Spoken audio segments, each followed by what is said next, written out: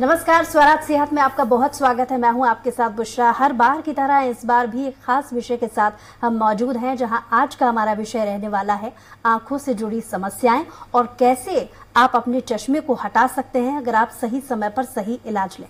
और इन्हीं सवालों का जवाब लेने के लिए आज हमारे साथ स्टूडियो में बहुत खास मेहमान मौजूद हैं, डॉक्टर मनवीर सिंह जी, जो कि नेत्र रोग विशेषज्ञ हैं। बहुत बहुत स्वागत है आपका डॉक्टर मनवीर सिंह जी। डॉक्टर मनवीर सिंह जी, मेरा पहला सवाल आपसे कि आखिर ड्राई आई एलर्जी क्या है?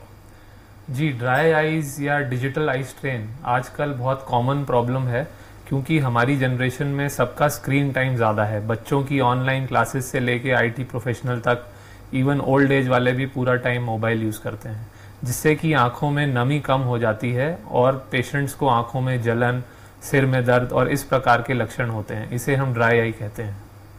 डॉक्टर मनवीर, क्योंकि आज का हमारा इस खास कार्यक्रम में इस विषय को लेकर के होने वाला है, क्योंकि आजकल का जो लाइफस्टाइल है, बहुत सारे ऐसे लोग हैं स्क्रीन वर्क की वजह से उन्हें चश्मे से हर रोज जूझना पड़ता है, क्योंकि चश्मे की एक ऐसी आदत होती है जो आंखों को और ज्यादा दिन ब दिन परेशान करके रख देती है।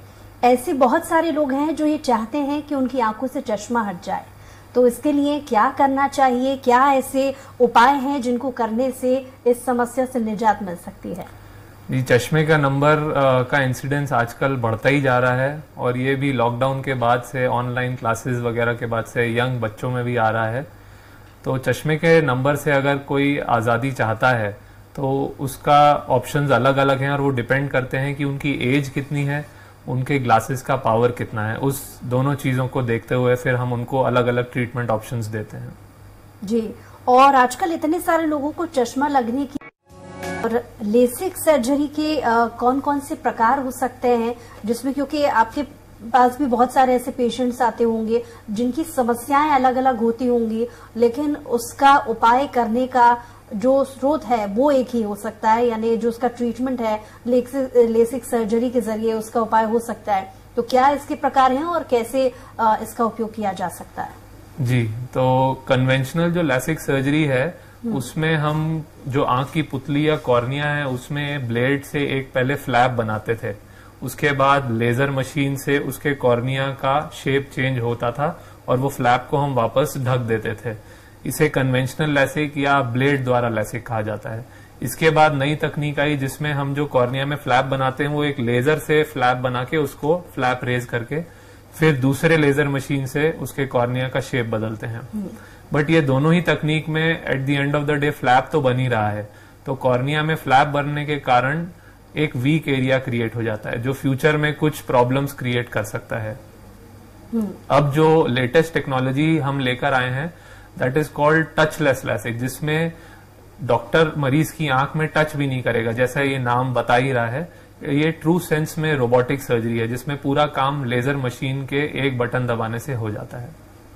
जी, डॉक्टर मनवीर, जिस तरीके से आप टेक्नोलॉजी की बात कर रहे हैं, समय बदलता है और बहुत सारी आधुनिक तकनीकें होती हैं जिनके जरिए हम एडवांस ट्रीटमेंट और कर सकते हैं। जैसा कि आपने बताया कुछ देर पहले लेसिक सर्जरी पहले भी हुआ करती थी, लेकिन अब और पुरानी लेसिक सर्जरी में डिफरेंस क्या है? तकनीकी लिहाज से अगर समझा जाए कितने एडवांस हुई हैं चीजें? जी, सेफ्टी को ध्यान में रखते हुए ही ये नई टेक्निक आई है।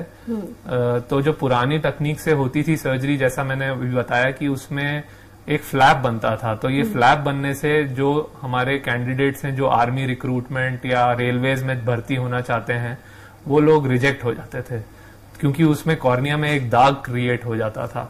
और टचलेस लेसिक में क्योंकि हम कॉर्निया में कोई स्कार मार्क नहीं रहता, तो ये जो कैंडिडेट्स हैं ये इसका फायदा बहुत इजीली ले सकते हैं। इसके अलावा जो दूसरी प्रॉब्लम्स लेसिक वालों को आती थी वो थी ड्राई आईज की, क्योंकि इसमें कॉर्निया की नर्व्स भी कट जाती थी। तो जो ये टचलेस लेसिक, जिसे कि हम स्मार्ट सर्फ ट्रांस PRK बोलते हैं, इसमें सरफेस एब्लेशन यानी कॉर्निया की सतह के ऊपर लेजर होने से कॉर्निया में कोई कट ना लगने की वजह से ड्राई आईज की समस्या भी हल हो गई है। जी, और जैसा कि आप टचलेस लेसिक ही होगा, वो ये जानना चाहते हैं कि आखिर इसके फायदे क्या क्या हो सकते हैं? जी, फायदे बताने से पहले मैं ये बताना चाहूंगा कि कौन वो पेशेंट्स हैं जो इस तकनीक का लाभ ले सकते हैं। कोई भी टेक्नोलॉजी सभी के लिए एक बराबर फिट नहीं बैठती। तो लैसिक सर्जरी या आई की कोई भी रिफ्रैक्टिव सर्जरी जिसमें हम चश्मे का नंबर हटा सकते हैं, उसके लिए पेशेंट की एज 18 से ज़्यादा होनी चाहिए, उसके चश्मे का पावर पिछले 1 साल से स्टेबल होना चाहिए और उसकी आंख में और कोई बीमारी नहीं होनी चाहिए। अगर ये तीनों क्राइटेरिया फुलफिल हैं तो वो यह सर्जरी का लाभ ले सकता है। और टचलेस लैसिक के फायदे जैसा मैंने अभी बताया, अगर हम इसे पुरानी तकनीक से कंपेयर करें तो सेफ्टी मार्जिन बहुत बढ़ गया है और कोई भी टेक्निक अगर सेफ हो तो वो सबसे ज्यादा सूटेबल रहती है सब लोगों के लिए। तो सेफ्टी फर्स्ट वाले क्राइटेरिया देखें तो इससे ज्यादा सेफ टेक्निक अभी मार्केट में अवेलेबल नहीं है जी। और ऐसे रोगियों के लिए प्री अप और पोस्ट अप देखभाल आखिर क्या है? जी, तो लैसिक सर्जरी से पहले हम उसकी नियमित रूप से आई का पूरा डिटेल्ड चेकअप करते हैं। अगर पेशेंट कॉन्टैक्ट लेंस यूजर है तो हम उसे इंस्ट्रक्ट करते हैं कि सर्जरी के 1 से 2 हफ्ते पहले वो अपना कॉन्टैक्ट लेंस वियर करना बंद कर दे। और कुछ आंख में डालने की ड्रॉप्स रहती हैं जो हम प्री ऑपरेटिवली सर्जरी के पहले शुरू कर देते हैं। इसके अलावा प्री ऑपरेटिवली कोई बहुत ज़्यादा इंस्ट्रक्शंस नहीं रहते। सर्जरी के बाद 1 हफ्ते तक हम उसे कहते हैं स्क्रीन यूज अवॉइड करें क्योंकि आंखों में स्ट्रेन पड़ेगा। फेस पर पानी, आंखों में पानी ना जाए, इसके लिए हम हेड बाथ उसको अवॉइड करने के लिए बोलते हैं। और नियमित रूप से अपनी आई ड्रॉप्स डालते रहें रेगुलरली और जैसा जैसा आपके डॉक्टर फॉलो अप विजिट के लिए एडवाइस करें आप रेगुलर चेकअप कराते रहें जी। और अगला सवाल मुझे लगता है कि जो दर्शक इस वक्त हमें देख रहे हैं ये उनके मन में जरूर होगा, हर कोई ये जानना चाहता है कि लेसिक सर्जरी की अनुमानित लागत क्या हो सकती है? जी, तो कन्वेंशनल लैसिक की कॉस्ट शहर में अलग अलग जगह अलग अलग रहती है। अगर भोपाल शहर की हम बात करें तो हमने कॉस्ट रीजनेबल रखी है, इसकी हमने 50 to 60,000 के बीच में रखी है। और बड़े शहरों में अगर हम टचलेस लैसिक की कॉस्ट देखें तो वो 1 से 1.5 लाख की होती है। तो अब शहर वासियों के लिए एक सौगात है कि वो अपने शहर भोपाल में ही इस तकनीक का फायदा उठाएं जी।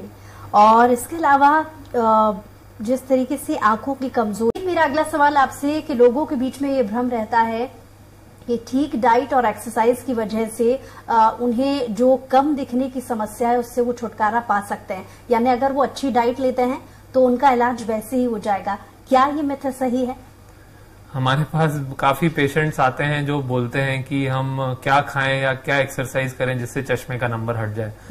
तो डाइट और एक्सरसाइज लाइफस्टाइल चेंजेस का रोल तो है, बट ये बहुत लिमिटेड रोल है। अगर किसी को चश्मा लगा है या आंख की कोई बीमारी है तो ऐसी कोई डाइट स्पेसिफिक नहीं आती। आप एक न्यूट्रिशियस बैलेंस डाइट लें जिसमें हरी सब्जियां, फल और अगर आप नॉन वेजिटेरियन हैं तो फिश मैं अपने पेशेंट्स को सजेस्ट करता हूं क्योंकि उसमें ओमेगा 3, ओमेगा 6 फैटी एसिड्स हैं।